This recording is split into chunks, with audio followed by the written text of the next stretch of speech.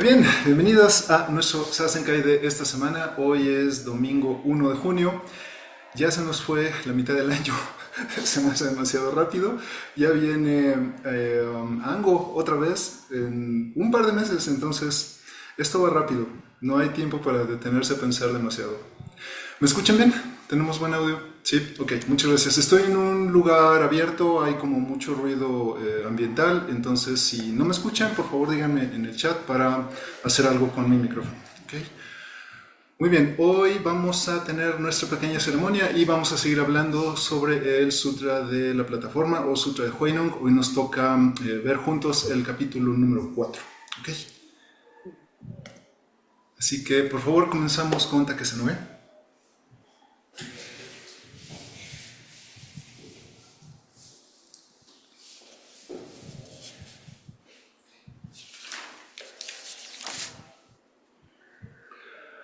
Dai sai geda puku so fuku dene hibu ni orai gyo kodo shoshu yo manto de la liberación sin límites, campo sin forma y más allá de la forma, visto las enseñanzas del Tathagata.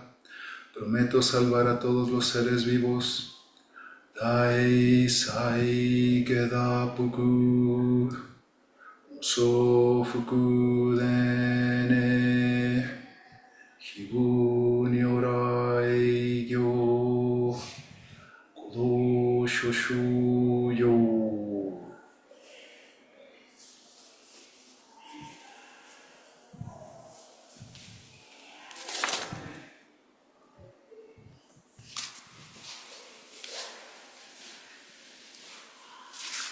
Tomamos refugio en Buda Dharma Sangha, por favor, en español. Saludo al refugio que es el Buda. Saludo al refugio que es el Dharma. Saludo al refugio que es la Sangha. Tomo refugio en el Buda. Tomo refugio en el Dharma. Tomo refugio en la Sangha. He tomado completo refugio en el Buda. He tomado completo refugio en el Dharma. He tomado completo refugio en la Sangha.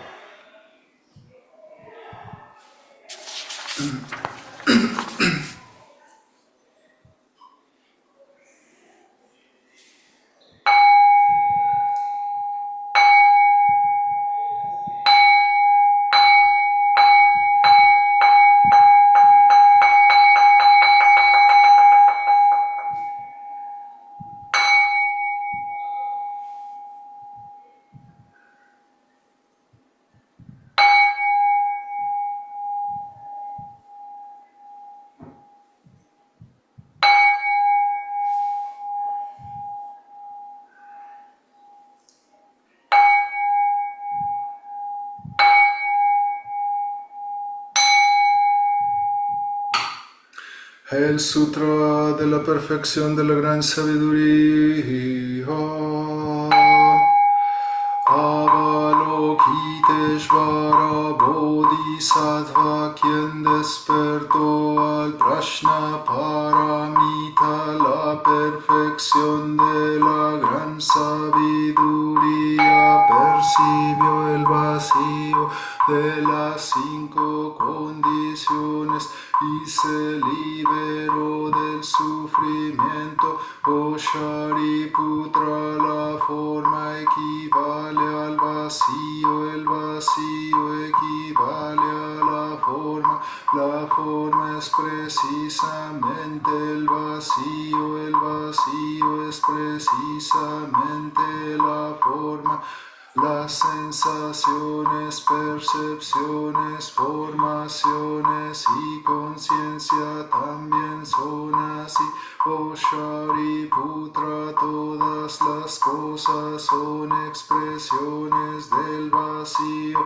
Nada nace ni se destruye, nada se mancha, nada es puro, nada se oculta, nada nace. Por eso el vacío no es la forma, no hay sensación, no hay percepción, no hay formación, no hay conciencia, no existen ojos, oído, nariz, lengua, cuerpo ni mente, no existen los sentidos de la vista, oído, olfato, gusto, tacto, ni objeto mental.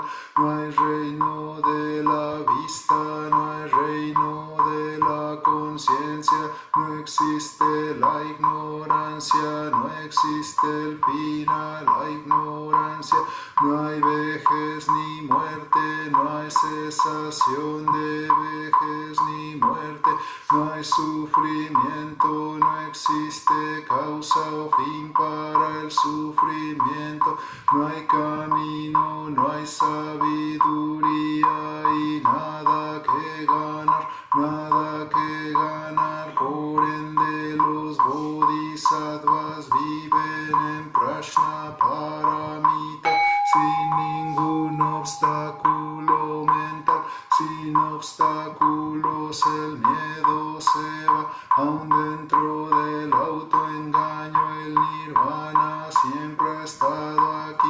Todos los budas pasados y futuros viven en Prajnaparamita y alcanzan la suprema y completa iluminación.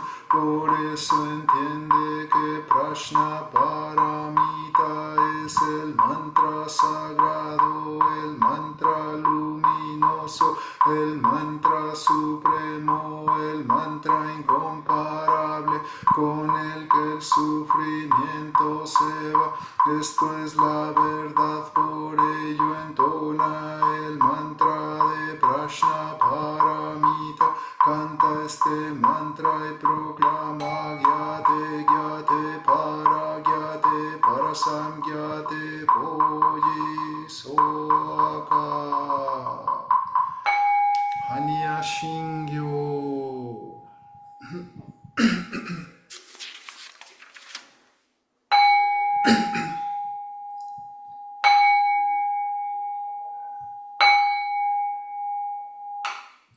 Makahanya Haramita Shingyo.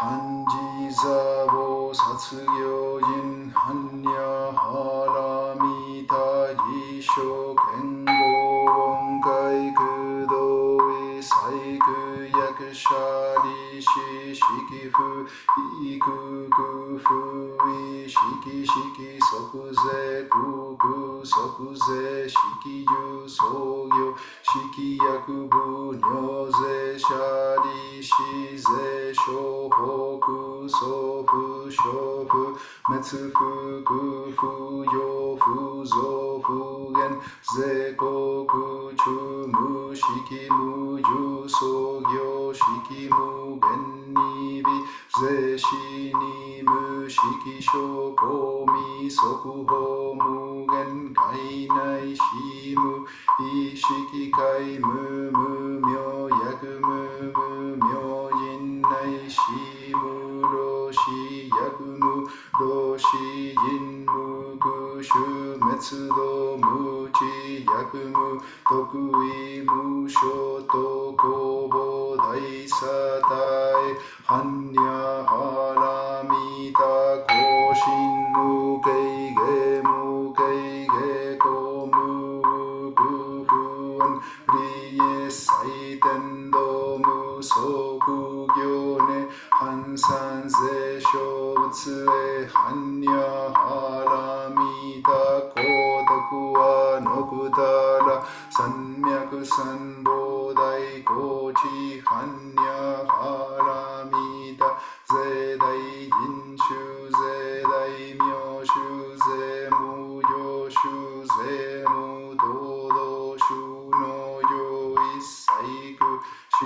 setsu fu koko setsu hanya haramita shusoku setsu shu watsu gyade gyade hara gyade haraso gyade goyi soaka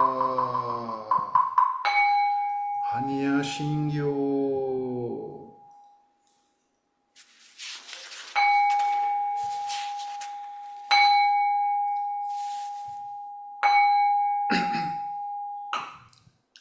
La naturaleza búdica impregna todo el universo. La realidad existe aquí ahora. Al recitar el Sutra de la Perfección de la Gran Sabiduría, dedicamos nuestros sinceros esfuerzos al honorable Shakyamuni Buda, el Buda histórico y maestro, y a todos los antiguos maestros, honorable Eihei Dogen, honorable Soji Keizen, y a todos los honorables maestros pasados hasta honorable Suigaku Rempo, honorable Budo Wafu Nishijima, y a todas las mujeres y hombres honorables en la historia cuyos nombres han sido olvidados o no han sido pronunciados. También dedicamos estos esfuerzos a los tres tesoros, Buda, Dharma, Sangha, y a todos los Budas y maestros en todo lugar y en todos los tiempos. Especialmente buscamos tranquilidad y bienestar para todas las criaturas viviendo en sufrimiento o en enfermedad, que la serenidad borre todas sus afecciones, que sus vidas estén en paz y que la sabiduría erradique la oscuridad de la ignorancia.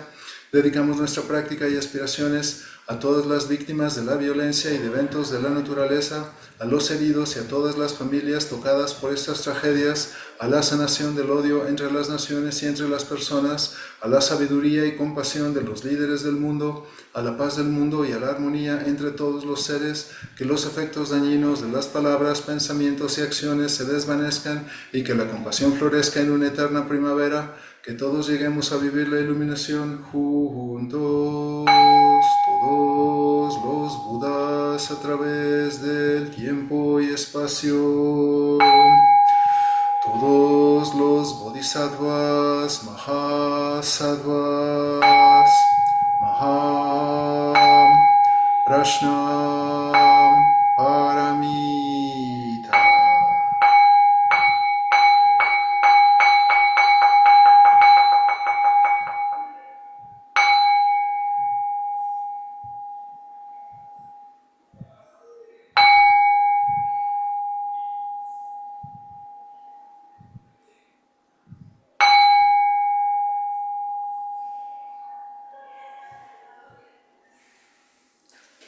¿Estás?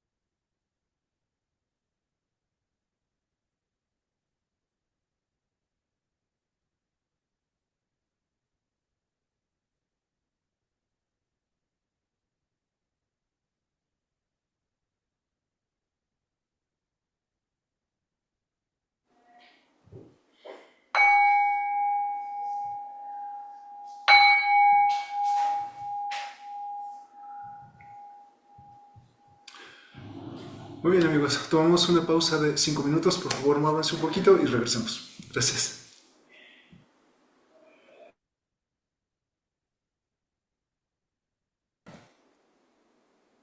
Muy bien, bienvenidas, bienvenidos. Vamos a continuar con nuestra serie de charlas sobre el Sutra de la Plataforma.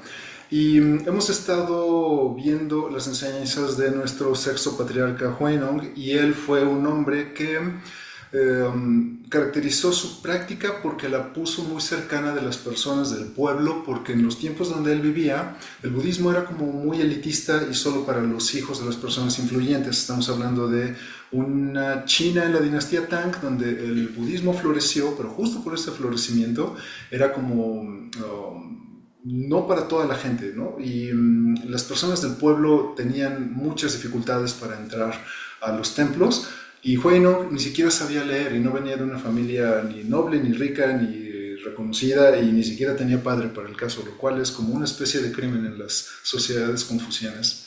Entonces él entró al templo, su maestro, el quinto patriarca Hongren, se dio cuenta de que Huinong ya era un ser iluminado, entonces lo admitió al templo y empezó a enseñar.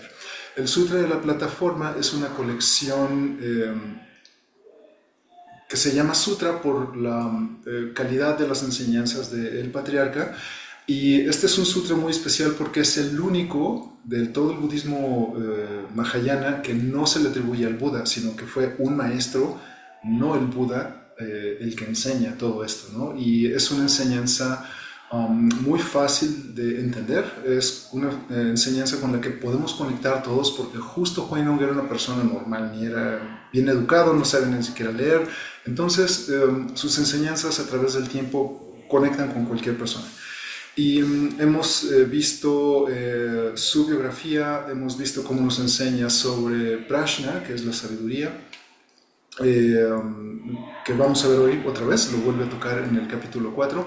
Y también en la sesión anterior, que fue sobre el capítulo 3, vimos cómo nos enseña sobre Dharmakaya, que es la totalidad de esta realidad, de esta existencia a la que pertenecemos, y lo consideramos como el cuerpo del Buda cósmico, no del Buda histórico, sino el Buda como un concepto religioso que lo incluye todo.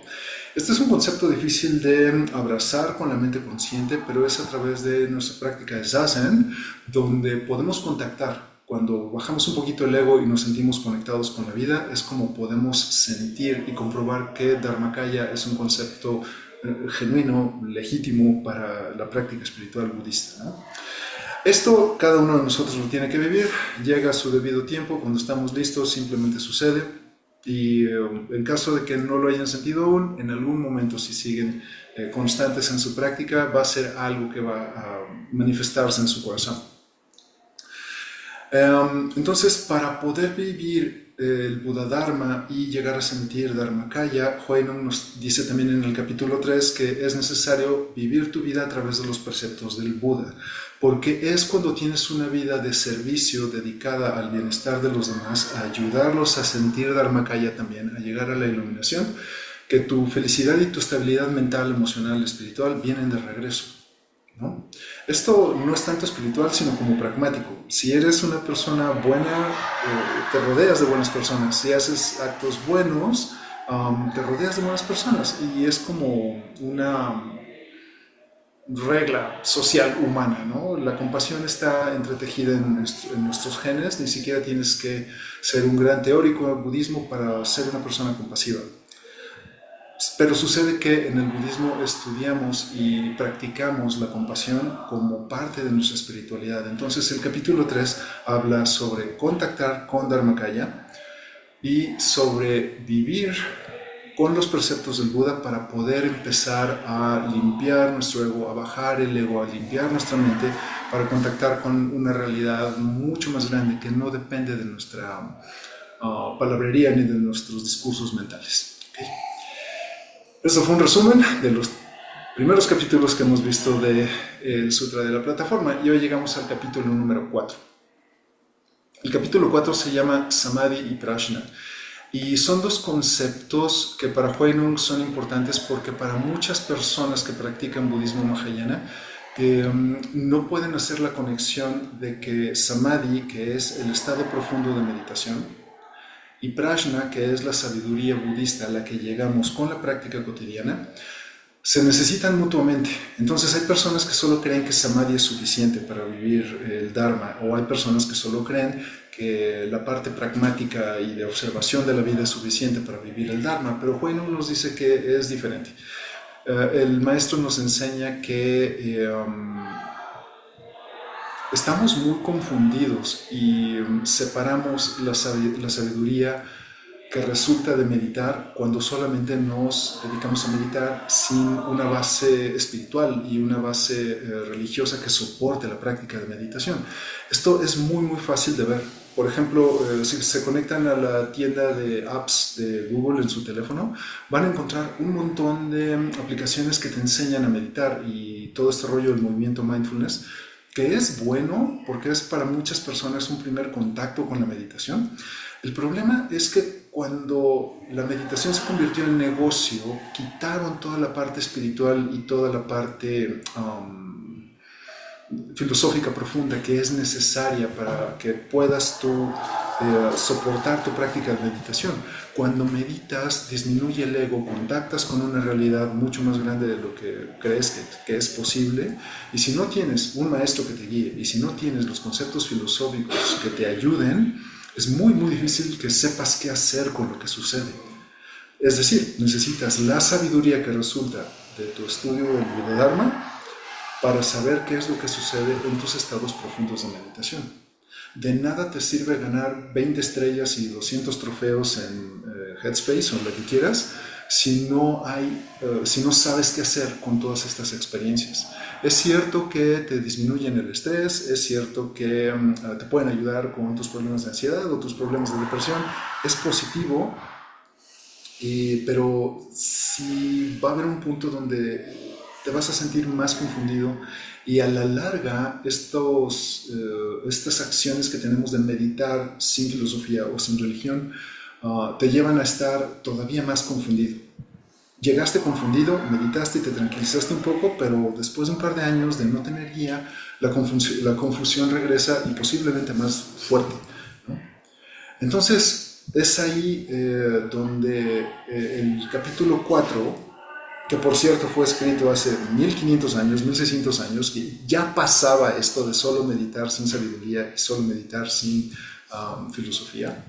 Huineng nos explica que es necesario respaldar todo lo que haces en tu meditación con el estudio del Dharma y con el desarrollo de sabiduría. El capítulo 4 dice: instruida audiencia, en mi sistema, samadhi y prajna son fundamentales, pero no permanezcan bajo la impresión errónea de que son independientes el uno del otro, porque están inseparablemente unidos y no son dos entidades. Samadhi es la quintesencia de prajna, mientras que prajna es la actividad del samadhi. En el mismo momento que alcanzamos prajna, el samadhi es inmediato y viceversa. Si entienden este principio, entienden el equilibrio de samadhi y prajna. Un discípulo no debe pensar que hay diferencia o antagonismo entre samadhi engendra prajna y prajna engendra samadhi. El sostener tal opinión implicaría que hay dos características en el Dharma. Entonces, si meditas, esto nutre tu sabiduría. Y si tienes un poco de sabiduría, esto nutre tu meditación. Entre más profundo llegas en tu sabiduría, más profundo es tu estado meditativo, tu samadhi. No se cancelan mutuamente, sino que necesitan trabajar en conjunto. Por eso es que menciono el ejemplo del mindfulness, ¿no? Cuando convirtieron la meditación en un negocio, quitaron todas estas cosas que son necesarias y a la larga generan más problemas que soluciones. Huineng lo sabe y nos lo dice en el primer párrafo del capítulo 4. Entonces tratemos de no separar nuestro estudio del Dharma, nuestra contemplación de la vida, ver la calidad de nuestras intenciones, de nuestros pensamientos y cómo nos comportamos con los demás. Esto genera sabiduría budista en nuestros corazones que soporta nuestra práctica de meditación, ¿no? Para aquel cuya lengua está lista con buenas palabras, pero su corazón es impuro, samadhi y prajna son inútiles, porque no hay balance entre los dos. En otras palabras, cuando somos buenos tanto de mente como de palabra y cuando nuestra apariencia exterior y nuestros sentimientos internos armonizan el uno con el otro, entonces es un caso de equilibrio entre samadhi y prajna. Hay un montón de personas que estudian budismo y se saben todo Wikipedia del budismo mahayana o del budismo zen, y está bien, necesitamos a estas personas que recuerden todos estos datos, pero no tienen una práctica auténtica. Entonces Huinong dice, si estudias budismo, compórtate como budista, haz lo que hacen los budistas, porque en esta medida estás nutriendo tu propia práctica y no estás separando la vida cotidiana de tu práctica espiritual. Obviamente habla con metáforas, porque pues no podemos andar todos con la cabeza rapada y vistiendo hábitos, ¿no? Eso es solo para los que estamos mal de la cabeza y que decidimos ordenarnos, pero significa más como realmente vivir por las enseñanzas del Buda y llevártelas a la vida cotidiana, no solo ser budista en apariencia o porque está de moda, que hay muchas personas que lo hacen, ¿no? Hay gente que llega al budismo porque se enteraron de que en su grupo social está de moda y aprenden un par de cosas, pero como no tienen una práctica auténtica se van y no lo entienden, no lo aplican a su vida cotidiana y bueno, al final se rompe la práctica y se van a otra cosa que esté de moda, ¿no? Ya sea cristales, ángeles o cosas chamánicas, ¿no? Pero es como que están orbitando entre el menú espiritual de TikTok y de Instagram, ¿no? Entonces, lo que queremos es una práctica auténtica, pero entender que samadhi y prajna no están separados y que podemos vivir los dos cuando nuestra práctica la integramos a la vida cotidiana. Tenemos que practicar 24 horas al día. No se trata de convertirnos en expertos, en eruditos o de convertirnos en algo que no somos, pero sí podemos integrar poco a poco lo que aprendemos y antes de que nos demos cuenta van a ser hábitos arraigados y nos van a ayudar a tener una buena vida. El siguiente párrafo me gusta mucho porque es como que Huinong se adelantó a la era de Twitter y a las redes sociales y a todas las discusiones estúpidas que llevamos, ¿no? El argumento es innecesario para un discípulo iluminado. El argumentar sobre qué viene primero, si prajna o samadhi, sería ponernos en la misma posición de aquellos que están bajo el efecto del engaño o la falsa ilusión. El argumento implica un deseo de ganar, fortifica el egoísmo y nos une a la creencia de la idea de un yo, un ser viviente y una persona. Actualmente, muchos de nosotros peleamos por tener la razón, pero no peleamos por la verdad. ¿Se han dado cuenta? Entonces, muchas de nuestras discusiones en fiestas o en redes sociales, de la familia, queremos tener la razón y ganar una discusión que no nos va a llevar a ningún lado, pero nos hace sentir superiores porque quizá tenemos más argumentos, no tenemos la verdad y ni siquiera nos interesa conocerla, pero estamos discutiendo tontamente para ganar el argumento, ¿no? Esto lo único que genera no es sabiduría, sino que solo genera fricciones. Y peor aún, genera ignorancia en tu corazón. Porque el que tú defiendas tener la razón no significa que en verdad conoces del Dharma. O del tema que quieras para el caso. Entonces, bueno, aquí Huinong nos dice, ¿para qué peleas? O sea, una persona que realmente entiende Samadhi y Prajna, que entiende nuestra práctica, no tiene por qué tratar de convencerte. Tampoco se va a pelear contigo, simplemente practica. Porque el Dharma está allá afuera. Nosotros no andamos convenciendo a la gente, simplemente es como, el Dharma ahí está, investígalo, abrázalo. Si hace algo por ti, bienvenido. Si no, de todas formas seguimos siendo amigos, ¿no? Instruida audiencia. ¿A qué es análogo Samadhi y Prajna? Son análogos a una lámpara y su luz. Con una lámpara hay luz, sin lámpara habrá oscuridad. La lámpara es la quintesencia de la luz y la luz es la expresión de la lámpara. El nombre son dos cosas, pero en sustancia son una y la misma. Lo mismo sucede con Samadhi y Prajna. Entonces, bueno, aquí otra vez nos insiste que se necesitan mutuamente, ¿no? Samadhi y Prajna. Para que tengas luz, necesitas una lámpara encendida en la noche. Pero también necesitas de la luz. Si no hubiera lámpara, no hay luz. Si tuvieras una luz y sin una lámpara, pues no te sirve de nada porque necesitas la fuente que produzca esa luz en primer lugar. Prajna y Samadhi funcionan igual, se necesitan mutuamente. Perdón, olvidé mencionar que este capítulo 4, a pesar de que es muy corto, está dividido en 3 partes. Acabamos de terminar con la primera parte, entonces pasamos a la segunda. Y dice, en otra ocasión, el patriarca predicó en la asamblea como sigue. Instruida audiencia, el practicar Samadhi del modo específico es hacer de él una regla para hacerlo correctamente en todas las ocasiones. No importa si estamos caminando, de pie, sentados o reclinados. El Sutra de Vimalakirti dice, la rectitud es el lugar santo, la tierra pura. La rectitud es el lugar santo, la tierra pura. Construimos la tierra pura del Buda cuando llevamos nuestra vida a través de los preceptos. Es ahí donde vive el Buda. No es que te ganes el cielo después de la muerte, sino que tú puedes construir el cielo para tu experiencia y para la gente que te rodea cuando llevas tu vida a través del Buda Dharma. Todos estos preceptos y todas estas listas que parecen inaccesibles al principio, poco a poco las vamos incorporando en nuestra práctica y vamos estando más tranquilos, más en calma, más disponibles para los demás. Nuestro propio sufrimiento se va deslavando. Nos dice el Sutra del Corazón que el Nirvana está aquí y ahora. No necesitas una experiencia cinematográfica de iluminación para estar en contacto con este momento. Cuando estás pelando patatas, solo pelas patatas, sin que tu mente esté clavada en los pendientes de la semana, ¿no? Solo regresa a este instante. Solo sé una persona buena y ayuda a los demás. Trátate a ti mismo con amor. Porque en esa medida, en este autocuidado que damos, estamos cuidando también al universo entero, no solo a la familia o a los amigos, ¿no? Entonces aquí el buen Huinong nos remite al Sutra de Vimalakirti y dice, la rectitud es el lugar santo, es la tierra pura. No dejen que sus mentes se tuerzan practicando la rectitud de labios para afuera solamente. Debemos practicar la rectitud sin apegarnos a nada.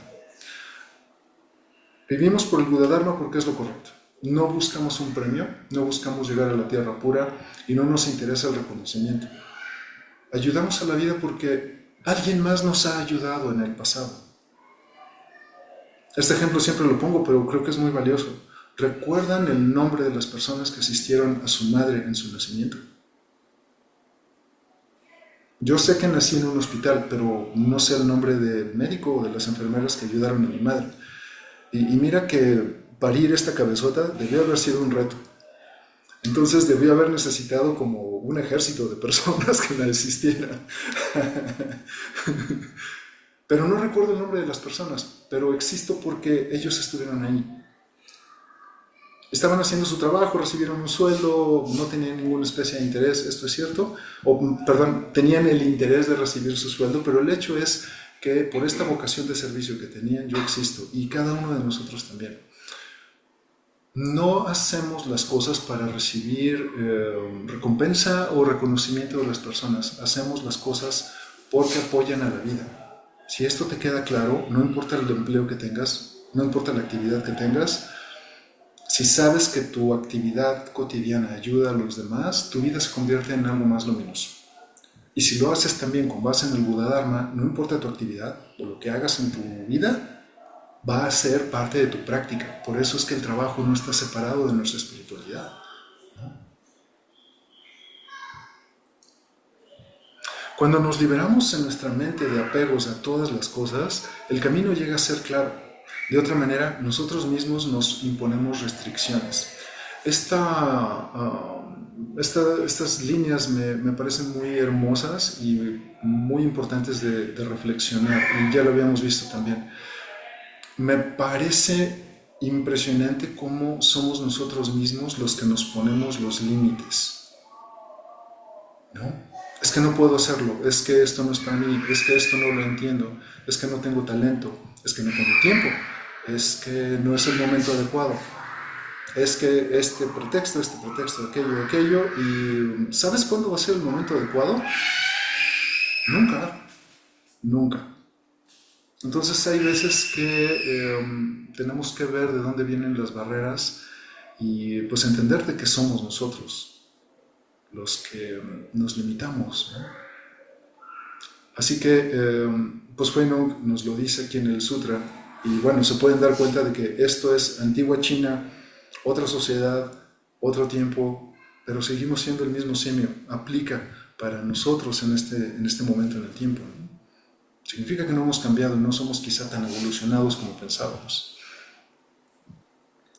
Si esa interpretación, sentarse quieto continuamente sin dejar que surja idea alguna en su mente, es correcta, ¿por qué en una ocasión Shariputra fue amonestado por Vimalakirti por sentarse quietamente en el bosque? Instruida audiencia, algunos maestros de meditación instruyen a sus discípulos que observen su propia mente para tranquilizarse y así lograr el cese de su actividad. De ahí en adelante, los discípulos abandonan todo esfuerzo de la mente. Las personas ignorantes se vuelven locas por tener mucha confianza en tales instrucciones. Tales casos son raros y es un gran error enseñar a otros a hacer esto. Muchos maestros de meditación dicen, es que meditar es poner la mente en blanco. Exactamente cómo lo logramos, querido maestro de meditación, porque ellos mismos no saben. Y si te encuentras a alguien que te dice eso, huye a las montañas, porque no sabe lo que está haciendo. Sí, ponte a salvo, porque seguramente te va a causar más problemas, ¿no? Si antes no entendías tu propia mente y si de pronto te dicen que es poner la mente en blanco, pues te tengo malas noticias porque no se puede. El único momento donde la mente está en blanco es cuando te mueres. Porque aún en coma hay actividad en el cerebro, en la mente, en la red neuronal que nos forma, ¿no? Entonces, en realidad, nunca cesamos de pensar, y qué bueno, porque ese es el trabajo de nuestro cerebro y de nuestra mente. Para eso fueron esculpidos por la selección natural y por la evolución, ¿no? Necesitamos esta herramienta fundamental para sobrevivir, y pedirle a la mente que deje de pensar es como pedirle al corazón que deje de latir. Puedes disminuir el nivel de latidos, del pulso, pero no puedes evitar que el corazón lata, porque entonces, bueno, sí lograrías dejar de pensar, quizá por demasiado tiempo, y no queremos, hasta que llegue de forma natural, ¿no? Eso pasa en nuestros días y pasaba también con Vimalakirti. Hace tanto tiempo, en otra cultura, dinastía Tang, China antigua, ¿no? Habían ya maestros que le pedían a los estudiantes que dejaran de pensar y que eso era la verdadera meditación. Bueno, Huinong nos dice que esto es un error y nos invita mejor a practicar sasen. Y esto nos lleva a la tercera parte de este capítulo. ¿Cómo andamos de tiempo? Andamos bien. Okay. En el budismo ortodoxo, la distinción entre la escuela de la inmediatez y la gradual no existe realmente. La única diferencia reconocida es aquella que, por naturaleza, reconoce que algunos hombres son más ingeniosos, mientras que otros son lentos en entender. Aquellos que están iluminados comprenden la verdad inmediatamente, mientras que aquellos que viven bajo la ilusión tienen que entrenarse gradualmente a sí mismos, pero tal diferencia desaparece cuando conocemos nuestra propia mente y comprendemos o realizamos nuestra propia naturaleza. Por lo tanto, estos términos, gradual e inmediato, son más bien aparentes que reales. Aquí tenemos otra mirada al conflicto que hubo entre las distintas escuelas del budismo chino, en donde unos afirmaban que la iluminación llegaba de forma súbita y otros afirmaban que la iluminación llegaba de forma gradual, y hubo una disputa de muchos años por este tema porque querían más reconocimiento, más prestigio y querían defender la razón. Huinong dice, es que es inútil discutir esto porque se necesitan mutuamente también. Esto es lo que practicamos en el Soto Zen. Después, esta enseñanza de Huinong le daría forma a la opinión que tenía Dogen sobre la iluminación, ¿no? Prácticas iluminación para nosotros. ¿Qué significa esto? Huinong nos enseña que quizá necesitas entrenar por mucho tiempo, practicar, aprender por mucho tiempo. Esto no te vuelve una persona iluminada, pero necesitas estos conocimientos para el despertar que viene de manera repentina. Si no tienes estos conocimientos previos, tu iluminación repentina puede que nunca llegue, o una comprensión más profunda del Buda Dharma. Entonces, quizá hay personas que entienden el Buda Dharma muy rápido y llegan a introspecciones profundas en un mes, o en 2 meses, o solo con haber escuchado el Sutra del Diamante, que sucede, puede pasar. Hay personas que incluso nacen con esta percepción más profunda del universo, y también es precioso cuando sucede, pero la mayoría de las personas no. Y yo lo digo por conocimiento de causa, porque soy muy cabeza hueca y las cosas me cuestan mucho trabajo. Y yo sé que necesito estudiar y que necesito esta continuidad de propósito, ¿no? No sé, quizá en algún momento pueda entender el 100% del Buda Dharma, pero en lo que eso llega no paro mis esfuerzos, ¿no? Porque entre más conozco del Buda Dharma y más lo aplico, o más lo aplicamos a la vida cotidiana, muchas cosas van quedando claras. Entonces la iluminación no es que sea un evento explosivo, eufórico, sino que va siendo gradual, como algunos conceptos van entrando en tu corazón, ¿no? A veces escuchamos un discurso o una canción, o estamos ante un evento de la naturaleza, como un eclipse o una puesta de sol, y en ese momento sentimos esta explosión de comprensión profunda. Pero es más fácil que te suceda si tienes una buena base del Buda Dharma. Entonces, no vale la pena discutir cómo sucede la iluminación. Lo que vale la pena es como encontrar el punto medio. Estudiamos, vivimos por el Buda Dharma, practicamos juntos, ayudamos a los demás. Esto va haciendo más noble tu corazón, y quizá cuando te pongas ante el nacimiento de una persona, ante la muerte de una persona, una puesta de sol, un eclipse lunar, algún evento así profundo y significativo, o chiquito como el vuelo de una abeja o el abrir de una flor, entiendas cómo funciona el universo. Y esto es un evento de iluminación.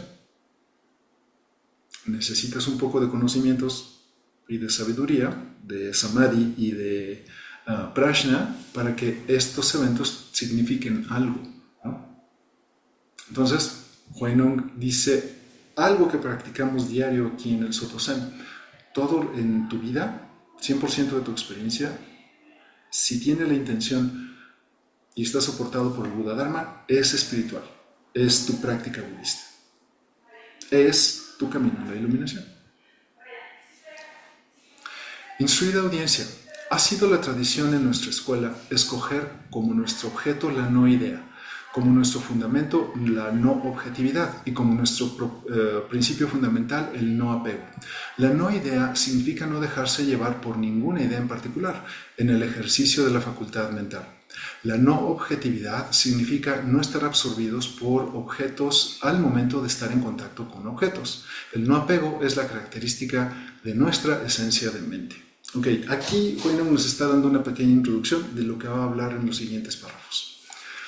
Todas las cosas, buenas o malas, bellas o feas, deben ser tratadas como vacías. Incluso en tiempo de disputas y peleas, debemos tratar debemos tratar a nuestros íntimos y nuestros enemigos por igual y nunca pensar en la retaliación. En el ejercicio de nuestra facultad pensante, dejemos que el pasado muera. Si permitimos que nuestros pensamientos pasados, presentes y futuros se unan en series, nosotros mismos nos imponemos restricciones. Todas las cosas que pensamos son válidas y son importantes, pero al mismo tiempo no son válidas y no son importantes. Tenemos que encontrar el punto medio de entender que es posible no darle el peso que no tiene a nuestros pensamientos, porque en algún punto tu opinión te va a demostrar que no es un resumen confiable de cómo es la realidad. Esto solamente lo podemos experimentar cuando dejamos de lado los pensamientos en nuestra práctica de Zazen, ¿no? Por otra parte, si nunca permitimos que nuestra mente se apegue a cosa alguna, ganaremos la emancipación. Por esta razón, tomamos el no apego como nuestro principio fundamental. Es difícil llegar a no apegarte a los pensamientos, pero para eso practicamos Zazen, porque los podemos ver como espectadores y no como protagonistas. Y la diferencia es abismal. Cuando eres protagonista de tus pensamientos, todo te ataca. Tus recuerdos te atacan, tu imaginación está en tu contra, el presente se vuelve en algo inmanejable porque has construido como muchas fantasías y autoengaños en torno a lo que estás viviendo el día de hoy. Entonces, lo que queremos es no apegarnos a la naturaleza de los pensamientos. Son importantes porque nos ayudan a navegar y entender el mundo, pero al mismo tiempo nos tiene que quedar claros de que nuestros pensamientos para nada son un reflejo real de cómo es el universo, ¿no? Porque todas nuestras opiniones sobre el mundo están sesgadas. Siempre tenemos una tendencia a elegir y a pensar en lo que le conviene al ego. No está mal, pero si lo olvidamos, entonces nos domina. Yo necesito saber que tengo frío y que tengo calor y tengo que obedecer a estas necesidades para protegerme. No es que no sea importante, es que sí lo son. Pero hay una gran diferencia entre tener este apego a la opinión y hacer cosas locas y simplemente ponerme un suéter, ¿no? Una chaqueta.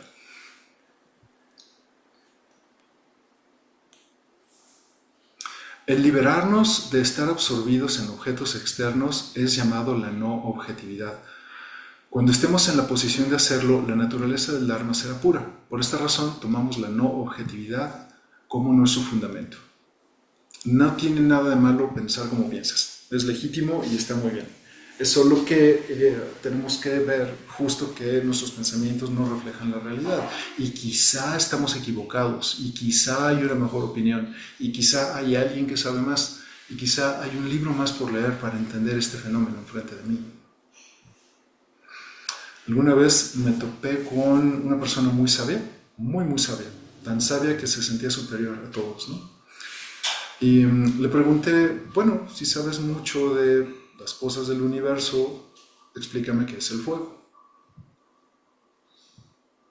Pues claro, me dio la definición de Wikipedia de lo que es el fuego, pero honestamente él no sabía qué es el fuego. Yo tampoco, pero no pretendo saberlo y no pretendo conocerlo y no me engaño diciéndome que tengo la verdad absoluta, ¿no? Obviamente no quedó contento y no regresó. Pero espero le haya servido para que estudie más, quizá, y él se encuentre cómo funciona el fuego y nos enseñe a todos. Uno nunca sabe, ¿no? Pero entre más nos aferramos a estos objetos mentales, es más seguro que hayan límites en nuestro propio proceso de pensamiento y, por supuesto, en nuestra experiencia de vida. Vale la pena aferrarte un poco a lo que piensas porque te ayuda a tener una identidad, pero eso no significa que no puedas cambiar, que no puedas seguir aprendiendo y que quizá aceptes con todo el corazón de que no lo sabes todo y que hay alguien más que te pueda enseñar.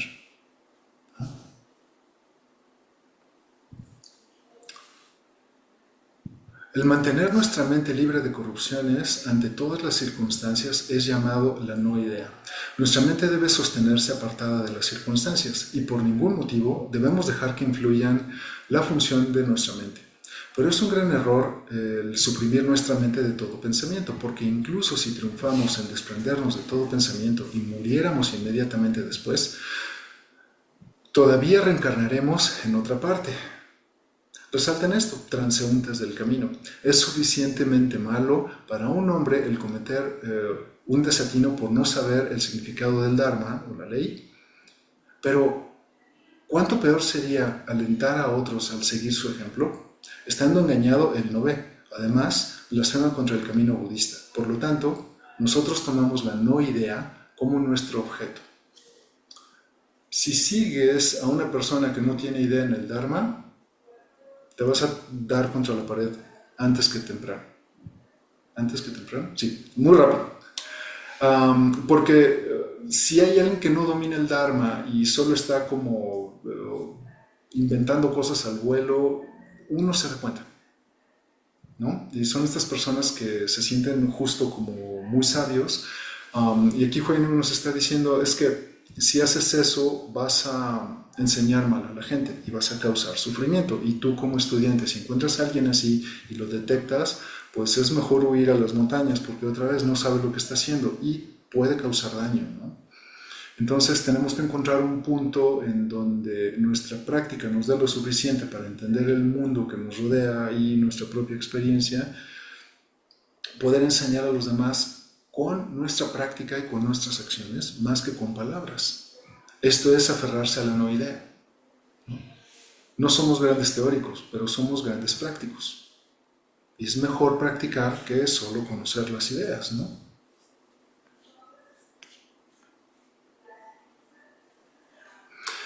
En la esencia de la mente, que es el cuerpo del vacío, intrínsecamente no hay nada para ser logrado.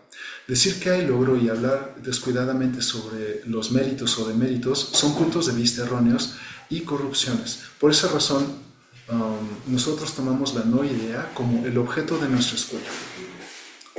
Es decir, lo que hacemos es entender que nuestra mente está vacía. Al entender este vacío, entendemos que quizá nuestras ideas también lo están, y por eso no les podemos dar tanto peso. Repito, no se trata de que no importen y que no nos sirvan, es que sí, pero no podemos aferrarnos demasiado a asumir que estos pensamientos son el 100% confiables para reportarnos la realidad, ¿no? Para algunas personas hoy puede ser el lugar más caliente de la historia, para otras personas puede ser el día más frío de la historia, y quién tiene la razón, porque las percepciones siempre son subjetivas.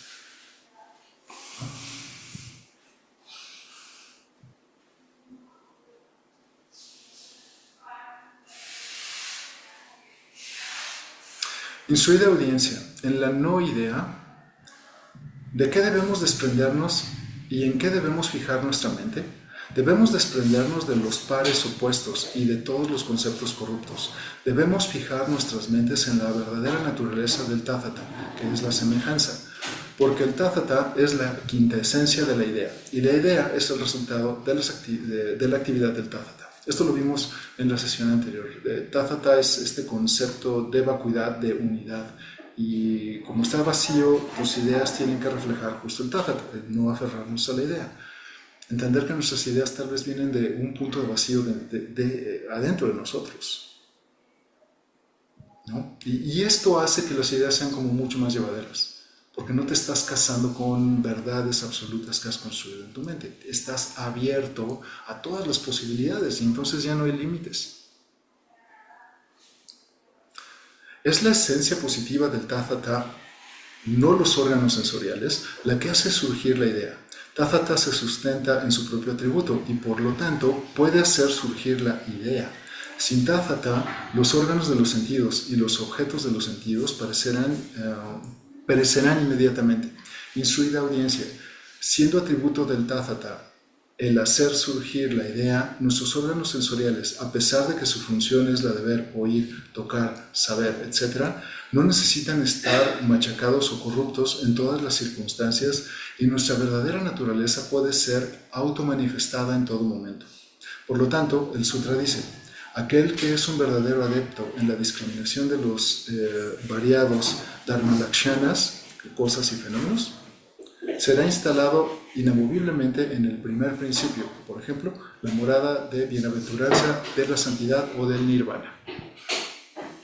Fanon nos dice que nuestros pensamientos están vacíos. Los llenamos cuando nuestros sentidos llenan los pensamientos. Igual esto no es malo. Yo necesito que mis sentidos me digan que el chocolate o el café me gustan y que la pizza con piña no me gusta.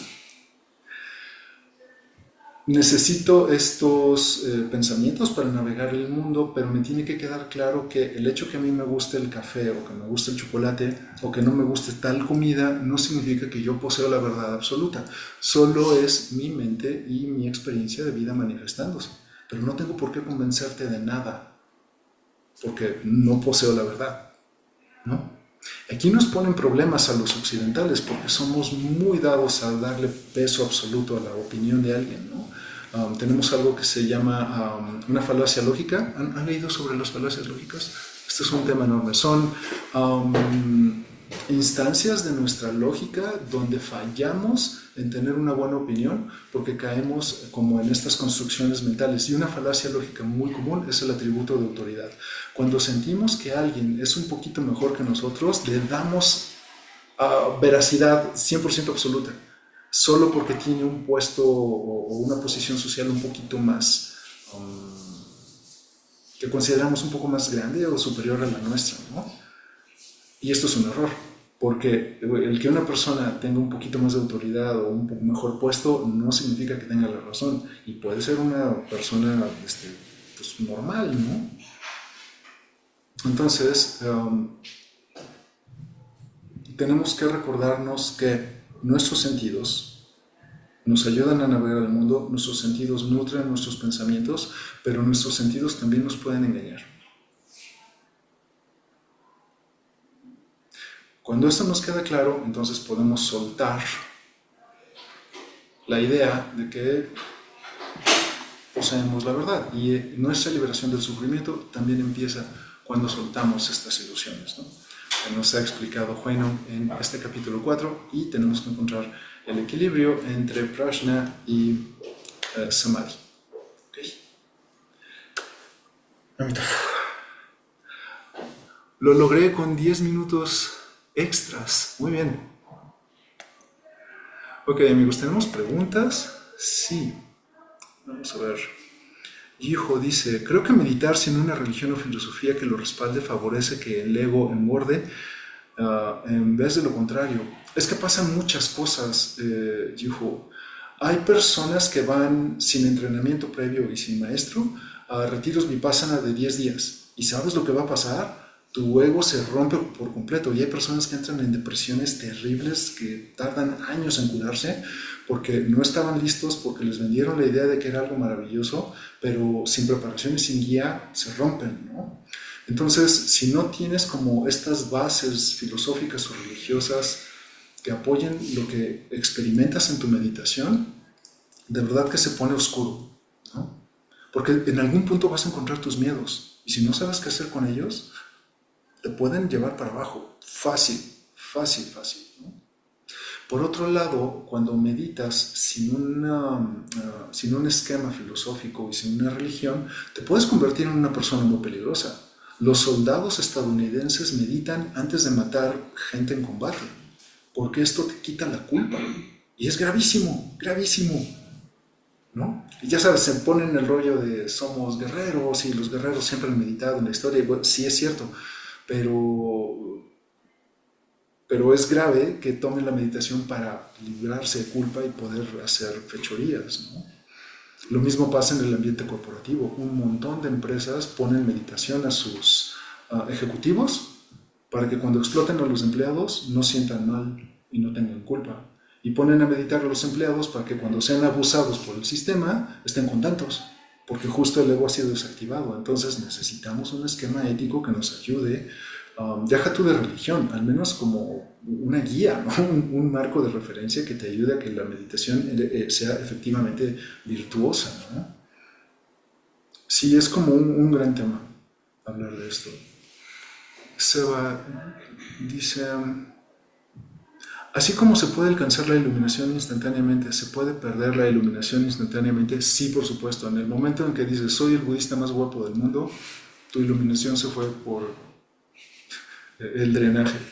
En el momento en el que dices, qué bien estoy meditando, se fue tu iluminación, porque entonces el ego surge, y el ego oculta por completo todo rasgo de iluminación o de comprensión profunda. Por eso es que para nosotros, en el Mahayana y en el Zen, la iluminación, aunque es especial, no le ponemos énfasis porque no queremos que la gente se suba en este carrito de ego, ¿no? Lo que queremos es que las instancias de iluminación que lleguen a surgir purifiquen las intenciones de la persona y que ayude a los demás a llegar a ese mismo punto de comprensión. Esta es la misión del Bodhisattva, ayudar a que los demás crucen al otro lado. No es que yo llego a la iluminación y soy un ser especial, es que llegas a la iluminación y tu vida se pone todavía más difícil porque ahora tienes una responsabilidad encima, ¿no? Caído dice, la iluminación es tan infinita que cada vez que iluminamos una parte del universo descubres que hay mucho más allá de lo que inicialmente veíamos. Este es el trabajo de la conciencia. Conciencia e iluminación son una sola cosa. La conciencia es esta luz que te ayuda a ver en todos los rincones de la realidad. Pero si no sabes qué hacer con ello, vas a tener solo un sol que quema y que está en constante explosión nuclear, ¿no? Y si no te entrenas, si no tienes este propósito en la práctica, pues vas a tener un arma de destrucción masiva que te va a destruir a ti en primer lugar, ¿no? Entonces, sí, la iluminación es infinita, pero necesitamos saber qué hacer con ello, qué hacer con este reactor nuclear. Paloma dice, ¿cómo la mente está vacía y cómo los pensamientos también lo están? ¿A qué nos referimos con vacío? Vamos a hacer un ejercicio, Paloma, creo que este no te ha tocado, pero te va a parecer muy interesante. Y de hecho, ustedes también háganlo. Seguramente ya lo conocen, pero vuélvanlo a hacer porque vale la pena. En este momento, pon en tu corazón el problema más grande que tengas. No lo digas, es personal, pero es el problema que te quita el sueño. Lo más importante que haya que necesitas resolver. ¿Lista? Ve a la tienda, compra unas galletas y paga con ese pensamiento. ¿Se puede? Paloma, lo siento mucho, pero tu problema no vale, porque está vacío. No puedes comprar una galleta con ese problema. Así de vacío es tu problema. No estoy diciendo que no sea importante, cuidado. Tampoco estoy diciendo que no tengas que tomar acciones. Sí, toma acciones, pero no puedes irte con el autoengaño de que este problema es la realidad y de que todo el mundo tiene que reaccionar también a este problema tuyo, porque yo honestamente desde aquí de donde estoy no puedo ver cuál sea tu problema. Si en algún momento decides compartirlo, pues bueno, ya estaríamos hablando del mismo idioma, pero yo desde aquí no puedo ver tu problema y no le puedo dar el mismo peso. ¿Y te fijas cómo a veces nos ofendemos cuando los demás no nos entienden? Pues claro que no, porque no están dentro de nuestra cabeza como para ver que este problema es así de urgente, ¿no? Entonces, bueno, es un ejercicio que me gusta mucho poner porque se nos olvida que nuestros pensamientos no tienen sustancia, no tienen peso. Y por eso practicamos Asen, porque puedes ver toda esta estructura de tu problema desde lejos y entonces ya no se ve tan amenazante, ¿no? Hay que tomar acciones, se solucionan, sí, tenemos que hacerlo, está bien, pero quizá lo haces ya desde un punto de calma en lugar de un punto de urgencia o de un punto de ira o de corazón roto, ¿ves? Entonces, aplicar este ejercicio te ayuda para ver que muchas de las cosas que crees no tienen sustancia. Por más que te esfuerces, no puedes comprar ni siquiera una galleta o un grano de azúcar, ¿no? ¿Ves? Por eso es que tus pensamientos están vacíos. No es que no sean importantes, es que no les tienes que dar una importancia que no tienen. ¿Ves? Dice Paloma que la pizza con piña es deliciosa. No tengo mi chancla cerca y no te tengo cerca. Pero no, niña, no. No se le pone piña a la pizza. De hecho, la pizza no se le pone... A la pizza no se le pone nada que no sea pizza.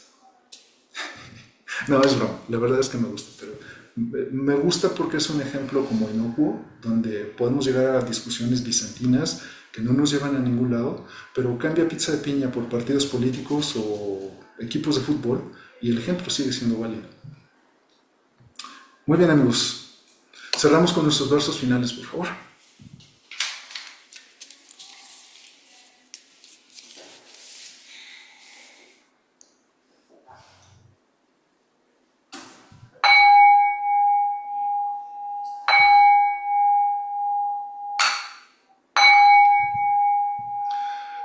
Todos los daños causados por mis actos, palabras y pensamientos a lo largo de mi vida, provenientes de mi infinita avaricia, ira e ignorancia, los enmiendo aquí y ahora. Las 4 promesas. Salvar a todos los seres vivos, aunque los seres vivos sean incontables. Destruir mis autoengaños, aunque mis autoengaños sean innumerables. Percibir la realidad, aunque la realidad sea infinita. Caminar hacia la iluminación, aunque a esta nunca llegue. Salvar a todos los seres vivos, aunque los seres vivos sean incontables. Destruir mis autoengaños, aunque mis autoengaños sean innumerables. Percibir la realidad, aunque la realidad sea infinita. Caminar hacia la iluminación, aunque a esta nunca llegue. Salvar a todos los seres vivos, aunque los seres vivos sean incontables. Destruir mis autoengaños, aunque mis autoengaños sean innumerables. Percibir la realidad, aunque la realidad sea infinita. Caminar hacia la iluminación, aunque a esta nunca llegue. Verso de gratitud. Agradezco con todo mi ser a los millones de vidas, seres y esfuerzos en todos los tiempos que resultaron en mi existencia. Agradezco con todo mi ser la oportunidad de vivir un día más para servir a todos los seres vivos y liberarlos del sufrimiento. Agradezco con todo mi ser todo lo que soy, todo lo que tengo, aquí y ahora, en este momento.